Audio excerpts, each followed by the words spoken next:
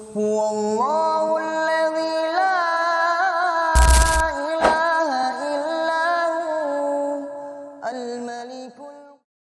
Assalamualaikum warahmatullahi wabarakatuh. Alhamdulillahi rabbil alamin wa bihi nasta'in ala umurid dunya waddin la hawla wa la quwwata illa billahil aliyyil azim. Allahumma salli wa sallim ala nabiyyina Muhammadin wa ala alihi wa sahbihi ajma'in. Asyhadu an la ilaha illallah rabbul alamin wa asyhadu anna Muhammadan abduhu wa rasuluhu shadiqul adul amin, amma ba'd. Khataliman azanallahu wa yakum jamaah salat maghrib Masjid Nurul Iman yang dirahmati Allah subhanahu wa ta'ala. Bapak yang mulia, bagaimana kabar semua? Alhamdulillah sehat ya. Ba'da kita bersyukur kepada Allah dengan ucapan tahmid ini, mari lanjut dengan baca salawat dan kemudian berdoa untuk belajar. Allahumma salli wa sallim ala nabiyyina Muhammadin wa ala alihi washabihi ajmain. Allahumma inna nas'aluka ilman nafi'an warzuqna fahman. Allahumma anfa'na bima 'allamtana wa 'allimna bima yanfa'una. Walhamdulillahi rabbil alamin. Kita akan lanjutkan kajian dari pembacaan kitab Min Muqawmimatin Nafsi al-Islamiyah yang tempo hari atau bulan lalu kita telah telah membahas ya. Bab 11 ya, Ats-Tsabat 'alal haqqi, yakni kokoh di atas kebenaran. Nah, sekarang kita akan lanjut ke bab 12 ya. Yang di sini disebutkan babnya adzillatu 'alal mu'minina wal 'izzah 'alal kafirin. Ya.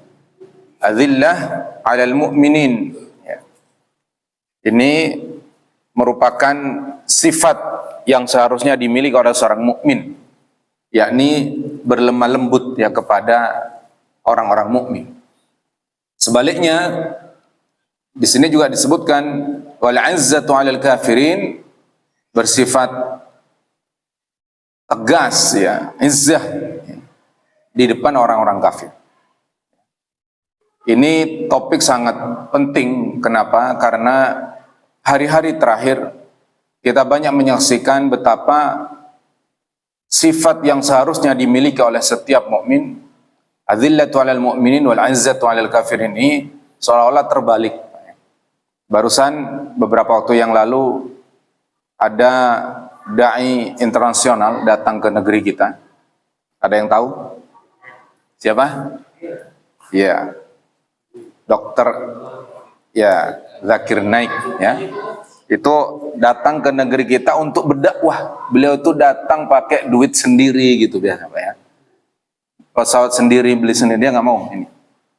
Ya, untuk apa? Untuk menyampaikan kebenaran Islam, wabil khusus kepada orang-orang yang tengah mencari kebenaran itu sendiri ya. Yang mereka tidak lahir seperti kebanyakan kita. Kalau kita lahir alhamdulillah sudah Islam, Pak. Betul tidak?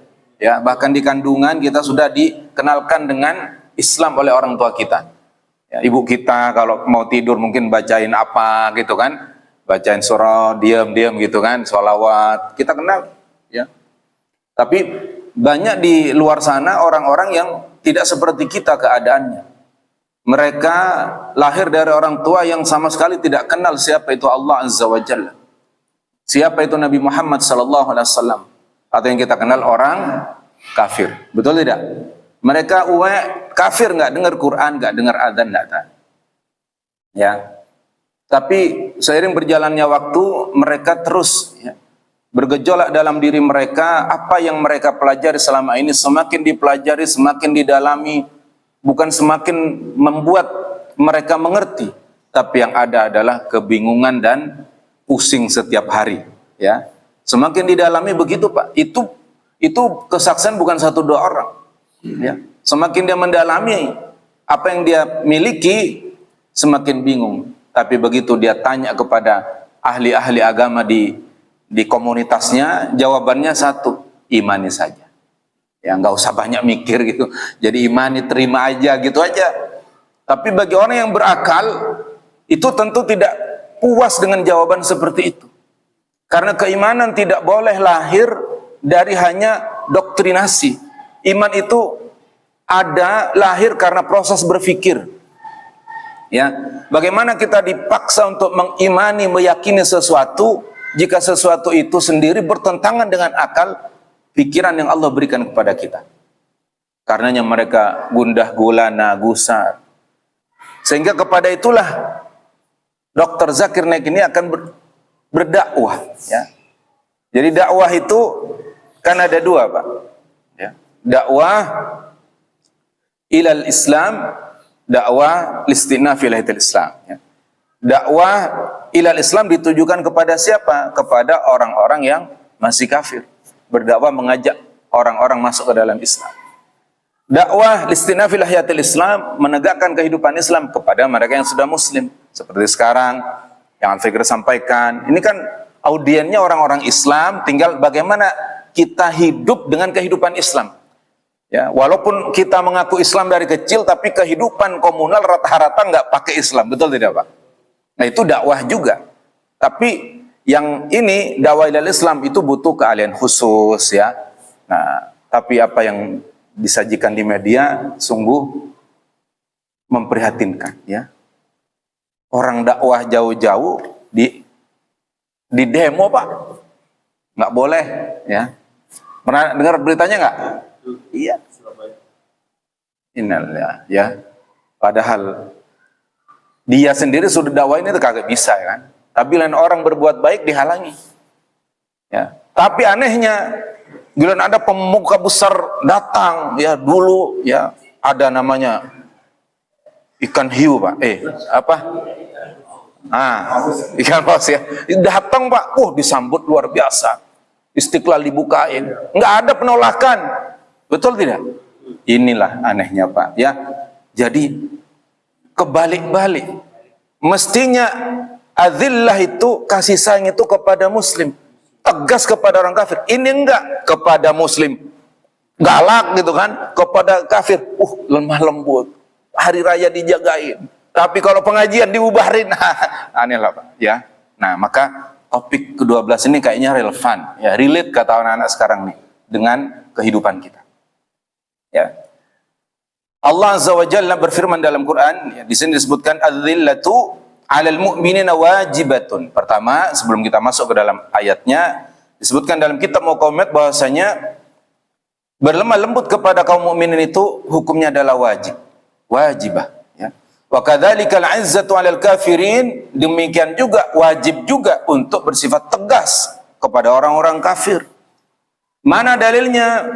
Firman Allah Subhanahu wa taala dalam Quran surah Al-Maidah ayat 54. Silakan nanti diingat, dicatat Al-Maidah 54, dibuka di rumah, yang bawa aplikasi Quran bisa dicek, ya. Allah berfirman, a'udzu billahi minasyaitonir rajim. يا أيها الذين آمنوا من يرتد منكم عن دينه فسوف يأتي الله بقوم يحبهم ويحبونه أذلة على المؤمنين أعزة على الكافرين يجاهدون في سبيل الله ولا يخافون لومة لائم ذلك فضل الله يؤتيه من يشاء والله واسع عليم. Al-Maidah ayat 54. Ya. Ya ayyuhalladzina amanu, hai orang-orang yang beriman, kata Allah, may yartadda minkum an dinih, barang siapa yang murtad di antara kalian dari agamanya, fasawfa ya'tillahu biqaumin, maka kelak Allah akan mendatangkan suatu kaum yuhibbuhum, yang mana Allah mencintai mereka, wa yuhibbunahu, dan mereka mencintai Allah. Ya, perhatikan, Pak. Jangan kita merasa sebagai orang yang berjasa terhadap Islam. Enggak, ya. Islam enggak butuh kita. Yang benar adalah kita yang butuh Islam. Betul tidak, Pak? Ya.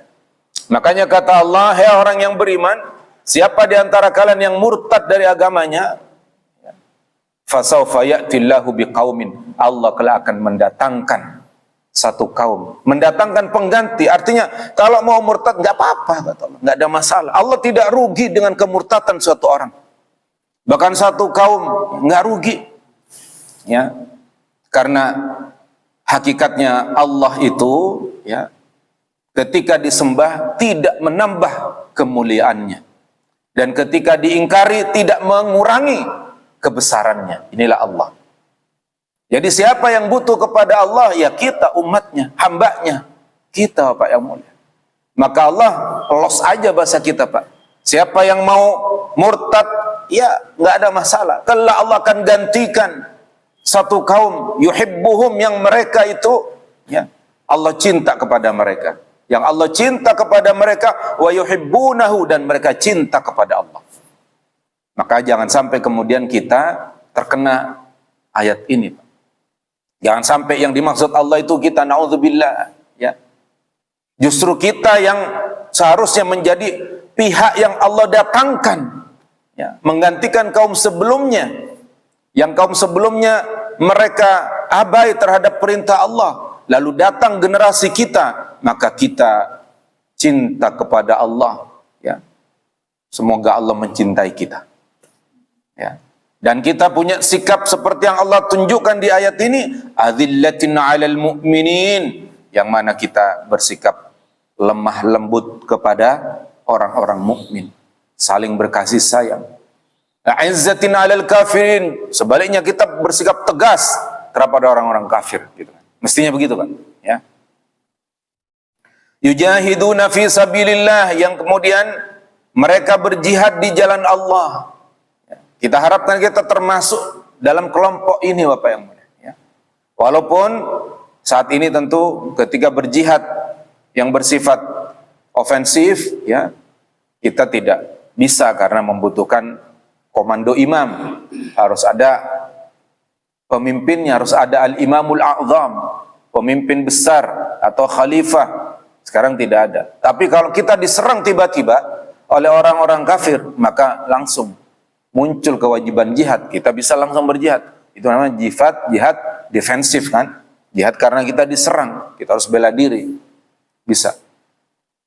Ya. Atau kita menjadi pihak yang membantu saudara-saudara kita yang tengah berjihad di jalan Allah. Seperti sekarang terjadi di mana? Di Palestina, ya. Kita tidak bisa datang secara fisik berjihad di jalan Allah, setidaknya kita bisa membantu mereka dengan apa yang kita punya hari ini, walaupun mungkin nilainya tidak seberapa, ya kita alokasikan mungkin tiap bulan, ya, untuk membantu mereka. Sejumlah dana kita salurkan kepada lembaga-lembaga yang dipercaya. Ya, mudah-mudahan ini dicatat oleh Allah sebagai aktivitas jihad kita di jalannya. Atau kalau kita pun juga nggak memiliki kemampuan itu, ya setidaknya kita menjadi penyeru, ya, semangat jihad untuk membantu saudara kita di Palestina. Nggak bisa dengan materi, ya minimal dengan senjata terakhir. Apa itu? Doa. Jangan melupakan kita doa untuk saudara kita. Wala yakhafuna laumata laim. Ya. Kaum yang didatangkan oleh Allah, yang mana mereka mencintai Allah dan Allah mencintai mereka. Di antara sifatnya juga adalah wala yakhafuna laumata laim. Mereka tidaklah takut terhadap celaan orang-orang yang mencela, ya. Kalau bahasa kita apa? Nggak takut terhadap nyinyiran orang yang suka nyinyir itu, Pak, ya. Kita menyampaikan Islam dinyinyirin, apaan sih? Sok Arab-Araban atau apa? Pokoknya ada aja gitu, ya, omongannya, ya. Nah, itu nggak usah takut terhadap orang begitu, ya. Biarin anjing menggonggong, kafilah berlalu, kata peribahasa, begitu kan? Ya, yang penting kita selama berdiri di atas syariat Allah, jalan terus, ya, karena patokan kita adalah keridhaan Allah, bukan keridhaan manusia. Kalau kita mengejar keridhaan manusia, ya, maka itu mustahil untuk kita capai. Ya. Nggak ada manusia itu senang kepada kita semuanya, nggak ada. Ya. Jangankan kita, Rasulullah, ya, Rasulullah SAW, orang yang paling mulia sejagat dunia pun juga ada yang membencinya. Betul nggak, Pak? Dan bencinya nggak sekedar benci aja, Pak. Itu bahkan mau membunuh Nabi, Pak. Ya, bencinya itu pada tingkat itu. Itu manusia terbaik, apalagi kita. Ya, Maka kalau kemudian ketika kita menyampaikan Islam, mengajak umat untuk ayo kita menerapkan syariat Islam secara kafah, ya. Kemudian kita promote sebuah sistem pemerintahan yang bisa menjalankan Islam secara kafah adalah khilafah Islamiyah. Lalu ada orang yang nyinyir, nggak apa-apa, biarin aja, ya. Selama hanya sekedar omongan aja, omon-omon aja, ya kan. Kecuali kalau mereka sudah melakukan tindakan fisik, ya kita harus melawan, ya. Tapi kalau sekedar ya nyinyir, ya biarin aja. Kenapa? Karena Allah setelah sebutkan di dalam Quran, wala yakhafuna laumata laim. Mereka tidaklah takut terhadap nyinyiran orang yang suka mencela, ya. Dzalika fadlullahi yu'tihi man yasha. Yang demikian itu adalah karunia Allah Subhanahu wa taala yang diberikan kepada siapa yang Dia kehendaki. Wallahu wasi'un alim, dan Allah adalah zat yang maha luas, ya.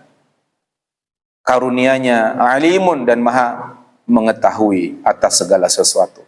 Inilah, ya, dalil tentang wajibnya bersifat lemah lembut kepada orang mukmin dan sekaligus tegas kepada orang-orang kafir. Dalam ayat yang lain Allah sebutkan dalam Quran surah Al-Fat ini, ya. A'udzu billahi minasyaitonir rajim. Muhammadur Rasulullah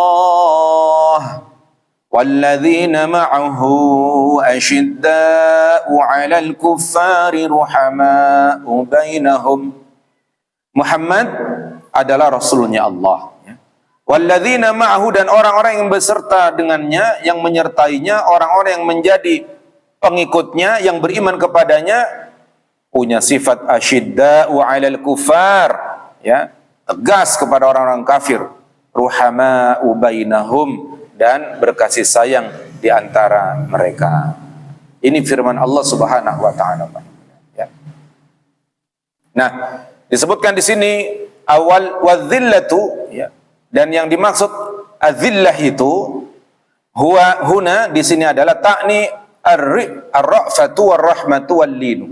Yakni sifat ra'fah, ya. Sifat kasih, ya.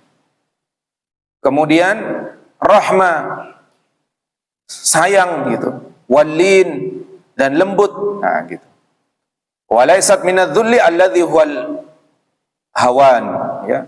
Dan bukanlah termasuk dari adzul itu adalah orang yang kemudian menghinakan diri, bukan. Jadi tidak kemudian pada taraf menghinakan dirinya, tapi yang dimaksud adzil ini adalah kasih sayang, rahmat, dan kelembutan, gitu, ya. Bukan rendah diri gitu loh, Pak. Paham, ya? Nggak boleh kita rendah diri, ya. Rendah hati harus, tapi kalau rendah diri nggak boleh, umat Islam rendah diri, Pak, ya. Nggak boleh. Nah, ikhwatal iman, kemudian ini ada beberapa ayat sebelum di sini disebutkan setelahnya. Namun insya Allah dengan dua ayat tadi itu cukup bagi kita bahwasanya meyakini bahwasanya Islam memerintahkan dua perkara tadi sekaligus, ya, yakni lemah lembut kepada mukmin dan kasih sayang kepada mukmin dan tegas kepada orang kafir, ya. Berikutnya Pak yang mulia, dalam hadis, kalau tadi ayat yang kita sebutkan, yang kita bacakan, nah, dalam hadis bagaimana? Waqad waradat as-sunnatu musaddiqatun lihada, dan sungguh telah warid, ya, telah ada dalil dari sunnah yang membenarkan tentang hal ini. Fa fi haditsin Nu'man bin Bashir al-muttafaqu alaih, sebagaimana disebutkan oleh Nu'man bin Bashir yang diriwayatkan oleh Imam Bukhari dan Muslim, qala, beliau berkata, qala Rasulullah sallallahu alaihi wasallam, bersabda Nabi sallallahu alaihi wasallam, kata Nu'man, telah bersabda Nabi sallallahu alaihi wasallam. Apa kata Nabi? Mathalul mu'minina fi tawadihim wa tarahumihim wa ta'atufihim mathalul jasad, ya. Perumpamaan seorang mukmin dalam hal, ya, kasih sayang, kemudian tarahumihim, berbelas kasih, wa ta'atufihim, dan berlemah lembut, ya. Mathalul jasad itu seperti perumpamaan satu anggota tubuh, ya, seperti perumpamaan tubuh yang satu. Idza ishtaka minhu udwun, ketika mengadu, ya, salah satu dari anggota badan ini sakit, ya, tada'a lahu sairul jasad, maka dia akan mengundang, ya, sakit dari seluruh jasad yang ada. Bisahari wal humma, ya, dengan cara apa mengundangnya? Dengan kita kemudian begadang, nggak bisa tidur dan demam kayak gitu, Pak, ya. Jadi itu sifat anggota tubuh, ya, sifat anggota tubuh dari tubuh yang sama. Misal kita berjalan, ya, karena tidak perhatian, buru-buru barangkali kemudian terantuk batu, kuku jempol kena batu. Pernah nggak Pak pengalaman begitu, Pak? Pernah, ya? Pernah. Apa yang terjadi? Maka otomatis, ya, kaki yang terantuk batu, yang benturan dengan batu kaki, tapi tanpa diundang, ya, mulut langsung mengadu. Dia tergantung dari kebiasaannya, ya. Kalau kebiasaannya buruk, ya, dia akan keluar ucapan buruk. Tapi kalau kebiasaannya baik, misal innalillah, misalnya kan, ya, terantuk batu, cetus innalillah, ya, langsung apa namanya, si kepala berkunang-kunang, ya dong. Kemudian mata tiba-tiba keluar air mata, hidung juga meler gitu kan, karena menahan rasa sakit gitu, Pak, ya. Semua sebadan ini nanti malam bisa-bisa nggak tidur, Pak, kukunya copot gitu kan, bisa nggak tidur itu, Pak, ya. Panas begadang itu, ya, demam, ya, karena reaksi tubuh kan. Itulah anggota tubuh. Padahal yang sakit itu di bawah tuh kaki, ya dong. Tapi yang paling atas kepala juga merasa sakitnya, Pak, ya. Ini kenapa? Karena memang satu tubuh. Mulut semua bereaksi sama, ya. Nggak ada ceritanya. Belum dengar sih saya, Pak. Kalau ada orang terantuk batu kayak gitu, langsung mulutnya nyocos, rasain lu gitu kan. Ada nggak ya begitu? Ada juga mungkin ada, ya. Ada omongan begitu kita dengar, begitu terantuk batu, rasain lu. Tapi kita yakinkan bahwasanya rasain lu itu tidak hadir dari anggota tubuh yang sama. Pasti anggota tubuh yang lain itu. Paham nggak Pak maksudnya? Ya, pasti langsung rasain lu itu orang lain gitu kan. Kalau kita Allah Akbar sakit, aduh gitu kan. Kalau yang ngomong rasain lu, makanya itu pasti anggota tubuh yang lain, pasti orang lain itu, ya kan. Nah, gitulah Pak. Jadi ketika muslim itu tersakiti, semua muslim dimanapun berada itu mestinya merasa. Kenapa? Karena Rasulullah telah mempersaudarakan, mengibaratkan perumpamaan satu muslim itu sedunia itu satu, ya, yakni satu tubuh, ya. Kalau kita kemudian ada orang dianiaya muslim, lah kok kemudian muslim yang mengatakan biarin aja, kan kita punya urusan sendiri, itu kan jauh dari kita, ngapain mikirin mereka. Jangan-jangan ini muslim bukan satu tubuh ini muslim tubuh yang lain ini, ya. KTP-nya Islam doang, ya, tapi ideologinya, ya, ideologi yang lain bukan Islam. Nauzubillah. Jangan sampai kita menjadi bagian begitu, Pak. Gitu.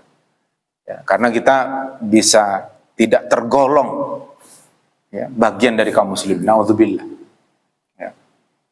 Karena ini sudah disyaratkan oleh Nabi sallallahu alaihi wasallam, ya, dengan permisalan anggota tubuh bagi seorang yang berakidah sama, yakni berakidah Islam. Kemudian diriwayatkan juga warawa Muslimun an Iyad bin Himar, ya. Himar atau Hammar ini, ya. Dari Iyad bin Hammar lah katakan ini. Kalau Himar mah nantiin hewan nanti, ya. Wallahu a'lam.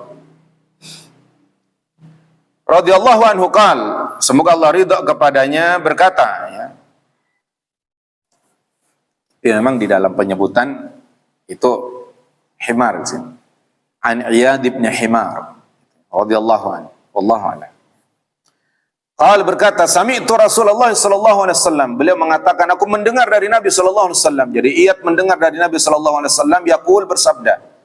Kata Nabi, ahlul jannati thalathatun, ya. Penduduk surga itu ada tiga. Tiga golongan maksudnya. Yang pertama dzu sultanin muqsitun mutasaddiqun muwaffiqun, ya. Yang pertama adalah dzu sultan, orang yang memiliki kekuasaan. Ya. Muqsitun, yang dia adil, ya. Mutasaddiqun, kemudian dia suka berderma, ya, bersedekah. Muwaffiqun, dia menjalankan kekuasaannya sesuai dengan syariatnya Allah Subhanahu wa taala. Ya. Jadi orang yang seperti ini dia menjadi penghuni surga, akan menjadi penghuni surga. Ya. Nabi sebutkan penghuni surga itu ada tiga kelompok. Yang pertama, pemilik kekuasaan yang dia adil, suka berderma, dan kemudian menjalankan kekuasaannya di atas syariatnya Allah Subhanahu wa taala. Ya. Ini penghuni surga pertama. Makanya kalau kita punya kekuasaan, ya kita jalankan kekuasaan kita di atas syariat Allah. Ya. Kekuasaan apa? Kekuasaan apapun. Yang terkecil di lingkungan keluarga kita. Kita punya kepemimpinan di dalam keluarga, ya dong, sebagai kepala rumah tangga. Maka harus kita jalankan urusan rumah tangga di negeri kita ini, negeri rumah tangga kita ini dengan syariat Allah. Ya. Nggak boleh kemudian kita mengambil syariat selain Allah sebagai dasar. Ya. Kemudian siapa lagi yang kedua? Warajulun, dan seseorang, ya, rahimun, yang dia penyayang. Ya. Raqiqul qalbi, yang dia hatinya lembut, ya. Likulli dzi qurba wa muslim, ya, bagi setiap orang yang memiliki kekerabatan dan kepada setiap muslim, ya, walikulli muslimin. Jadi yang kedua, orang yang akan menjadi penghuni surga siapa? Orang yang bersifat rahim, kasih sayang. Kemudian apa lagi? Raqiqul qalb, hatinya lembut, ya. Lembut kepada siapa? Likulli dzi qurba, kepada setiap yang memiliki kekerabatan kepadanya, wa muslimin, dan kepada setiap muslim. Lembut hatinya kepada setiap muslim, ya. Jadi kepada pemilik kekerabatan bisa jadi kerabat, bisa jadi tidak seakidah, bisa jadi. Tapi walaupun tidak satu akidah, karena dia berhubungan kerabat, tetap harus berlemah lembut, ya, dalam hal kekerabatan, ya. Nah, terutama kepada orang yang berakidah sama, muslim, walaupun dia nggak bertalian kerabat, tapi dia muslim, dia juga harus lemah lembut. Ya, ini pelajaran bareng, ya, bukan kepada Bapak saja, tapi kepada saya juga, semua sama. Kadang-kadang kita lupa bahwasanya ada perintah untuk berlemah lembut kepada muslim, kan gitu, ya. Kemudian yang ketiga, golongan yang akan masuk surga itu wa'afifun muta'affif dzu'iyalin, ya. Orang yang afif, ya. Orang yang menjaga kesuciannya. Muta'affif, dia menjaga diri dari hal-hal yang haram. Dzu'iyalin, ya, dia memiliki keluarga. Jadi ini pihak yang ketiga. Yang ketiga berarti orang yang menjaga diri dari perkara-perkara yang akan menjatuhkan dia, ya, dalam kemaksiatan kepada Allah. Itu yang ketiga. Yang hadis ini kaitannya dengan pembahasan kita, berarti yang golongan yang mana? Yang kedua tadi kan, ya golongan pertama kata Nabi itu pemilik kekuasaan, ya dong, yang dia adil, itu akan masuk surga. Kemudian yang kedua, orang yang siapa? Yang lemah lembut hatinya, kasih sayang kepada setiap muslim. Nah, ini yang sesuai dengan pembahasan kita, ini yang kedua inilah. Artinya apa? Orang yang memiliki sifat rahim, ya, kasih sayang kepada muslim, insya Allah ini akan diberikan oleh Allah balasan berupa surga. Kemudian Bapak yang mulia, disebutkan juga dalam hadis yang lainnya, wa fi hadithi Jarir bin Abdullah al-muttafaq alaih, qal Jarir bin Abdullah dalam sebuah hadisnya yang diriwayatkan oleh Imam Bukhari dan Muslim berkata, qala Rasulullah sallallahu alaihi wasallam, katanya nih baginda Nabi bersabda. Apa sabdanya Nabi? Man la yarham la yurham. Ya. Singkat, man la yarham la yurham. Ya. Apalin Pak hadisnya Pak. Singkat. Apa hadisnya? Man la yarham. Ayo, 1, 2, 3. Man la yarham la yurham. Apal? Ini apal, pegang aja. Ini pedoman dari Nabi. Man la yarham, itu kan man la gitu kan. Man la yarham la yurham. Yo. Man la yarham la yurham. Artinya apa? Man, siapa orang, la yarham, yang dia tidak menyayangi, ya, orang lainnya, la yurham, dia tidak akan disayang. Ya, ini hadis Nabi. Jadi kalau kita ingin disayangi oleh orang lain, maka kita harus menyayangi gitu loh. Jangan kita maunya disayangi tapi kita enggak menyayangi muslim yang lain, itu enggak adil ya, enggak fair berarti Pak ya. Gitu. Jadi ini sudah waktu untuk kita masuk pada sesi diskusi. Baik Bapak yang mulia, mudah-mudahan ayat dan hadis yang tadi dibacakan menjadi dasar pedoman bagi kita untuk memiliki sifat pertama. Apa itu sifat pertama dalam bab ini? Apa? Kan 2 tuh, bab 12 itu. Adzillatun 'alal mu'minin. Kasih sayang kepada mukmin dan tegas kepada orang kafir. Nah, ini belum kita bahas nih, baru 1 ya. Insyaallah nanti kita akan bahas. Baik. Silakan. Allahu a'lam.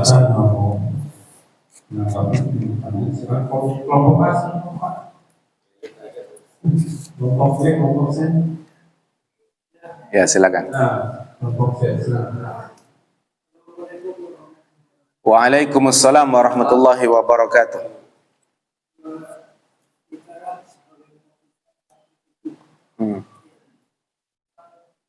Ini bisa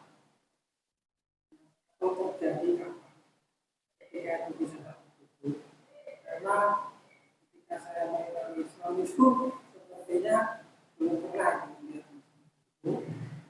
kemudian bagaimana supaya kita harus satu tujuan bagaimana. Waalaikumsalam warahmatullahi wabarakatuh. Alhamdulillah wassalatu wassalamu ala rasulillah amma ba'd. Bagaimana agar kita menjadi umat yang satu, memiliki perasaan satu tubuh ya yang sama. Maka Bapak yang mulia, memang kondisi menjadi umat yang satu itu untuk generasi kita mungkin belum pernah menyaksikan. Tapi di dalam perjalanan umat Islam ini telah dibuktikan dari masa ke masa sejak Rasulullah SAW memimpin kaum muslimin menegakkan daulah Islamiyah pertama di Madinah dan kemudian dilanjutkan oleh Khulafaur Rasyidin berikutnya, itu umat Islam itu selalu bersatu. Ya. Mereka hidup dalam naungan pemimpin yang satu. Ya, jadi yang namanya persatuan itu memang nyata. Tidak hanya sebagai slogan, tapi betul diterapkan dalam kehidupan. Buktinya apa? Mereka hidup dalam sebuah kepemimpinan yang satu, yang mana otomatis kemudian sistemnya satu. Ya, ketika satu sistemnya, maka akan terjadi penyatuan yang tadi disebutkan, pemikirannya, ya, fikriyahnya, syuurnya, perasaannya, ya, kemudian aturan-aturannya, ahkamnya, ya, itu semua satu.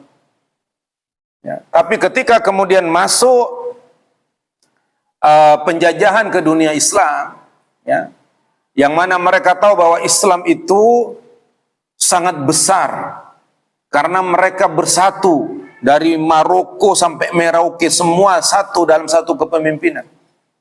Maka mereka tahu caranya bagaimana agar persatuan ini menjadi lemah. Maka mereka harus mencerai-beraikan.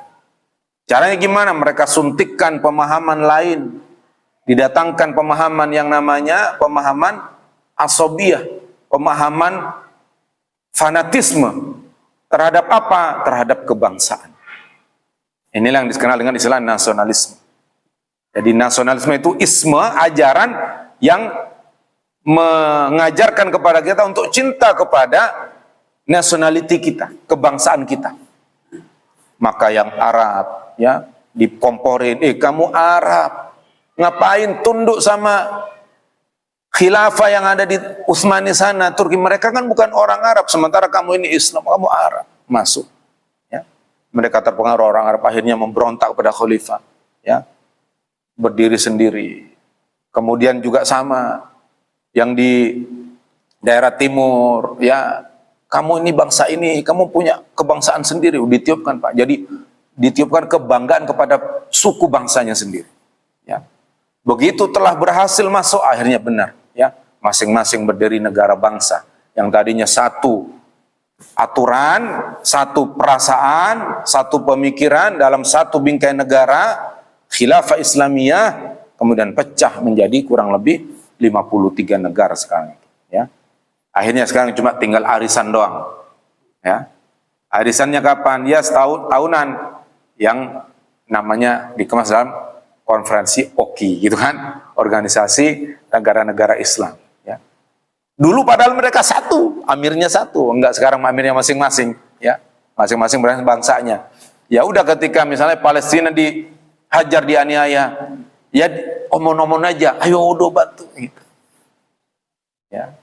Enggak ada perasaan satu tubuh. Wah, itu kan tubuh kita yang satu, masa kita biarin kaki kita dilemparin batu terus ya udah biarin, itu kan kaki, saya kan tangan gitu kan.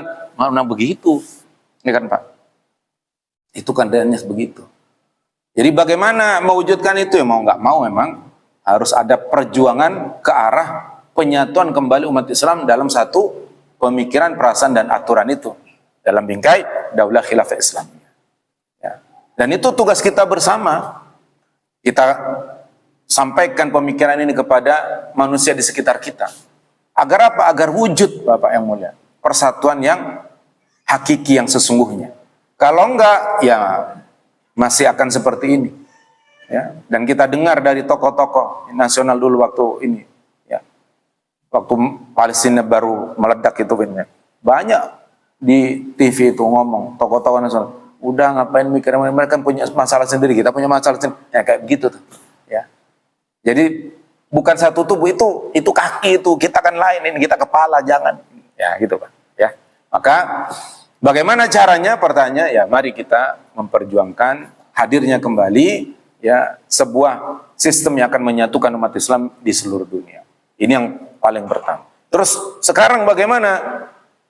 Nah, sekarang dengan tidak adanya pengikat, penyatu ya, yang dapat menyatukan, pengikat yang dapat menyatukan umat Islam itu, sekarang apakah hadis ini tidak berlaku? Tetap berlaku. Ya. Bagaimana? Ya akhirnya diemban oleh individu-individu. Ya.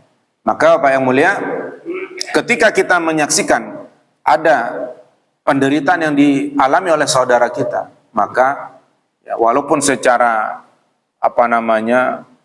nasional atau secara negara tidak kemudian kita lihat dukungan yang real, ya paling hanya sekedar ucapan, ya hanya dukungan berupa ini, ya, tapi dukungan real berupa pengiriman tentara, ya senjata itu tidak dilakukan. Ya. Berarti ya kita minimal ya.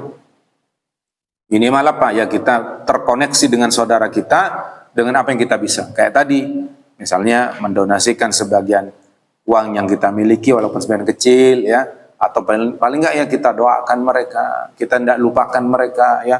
Sudah 2 tahun hampir 2 tahun ini Pak ya. Terus digempur tapi enggak selesai-selesai kan? Ya dong. Nah, jadi ini yang barangkali kita bisa lakukan ya. Nah, yang ketiga kita ya terus ingatkan, promote ya, kita promosikan tetap hadis Nabi ini bahwasanya umat Islam itu umat yang satu. Kita harus memiliki pemikiran yang sama, perasaan yang sama dan seterusnya. Artinya kita jadikan diri kita sebagai pengemban dakwah yang terus akan juga ikut menyuarakan apa yang Rasulullah pernah sampaikan 50-an tahun yang lalu ya, atau 1500-an tahun yang lalu kurang lebih. Nah, mudah-mudahan ini bisa menjawab dari apa yang ditanyakan. Wassalamualaikum. Ada lagi?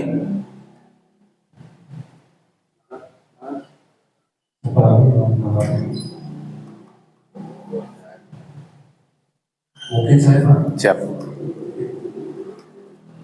Assalamualaikum Ustaz. Waalaikumsalam. Terkait dengan apa yang disampaikan tadi, mengenai sudah tahu ya, di situ dikatakan yang beriman saling menyayangi terhadap muslim dan tegas terhadap Kafir. kafir. Yang dikatakan tegas itu gimana?